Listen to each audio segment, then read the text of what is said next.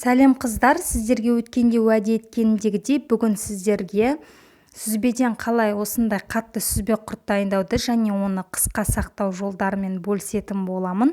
Каналдан алыстамай, каналға тіркелмесеңіз тіркеліп, видеоны соңына дейін көріңіздер.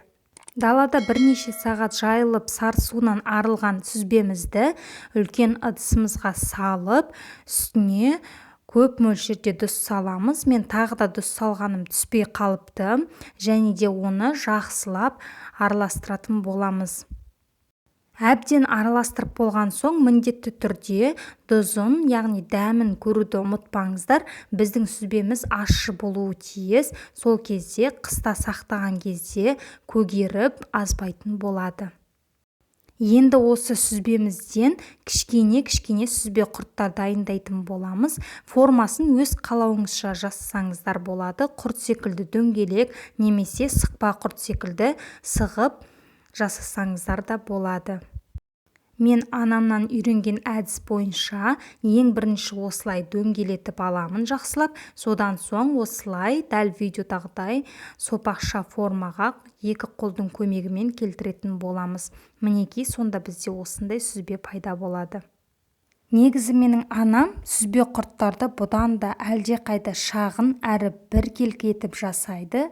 Бұл жерде мен енді өз бетіммен алғашқыда жасап кеткендерім сәл үлкендеу болып кетті, бірақ ештеңе етпейді, формасы маңызды емес. Ең бастысы тұзы ашқылтым болғаны жақсы. Сол кезде сіздердің сүзбелеріңіз қысқа жақсы сақталады.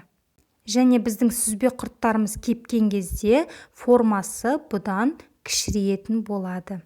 Мінекей, тағы да сіздерге бір көрсетейін.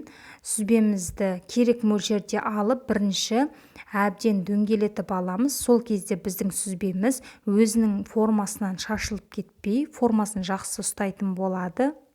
Осылайша біздің көптеген сүзбемізді анам екеуміз екеулеп тез дайындап тастадық.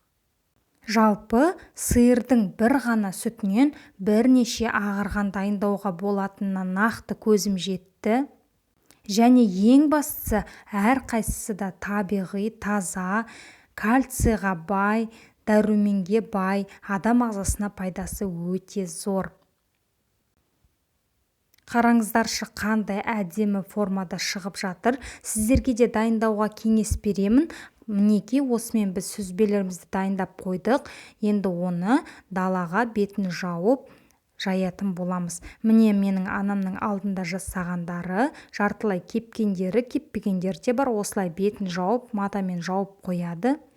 Ал мынау менің анамның осы уақытқа дейін жасағандары, бұны қысқа сақтайды.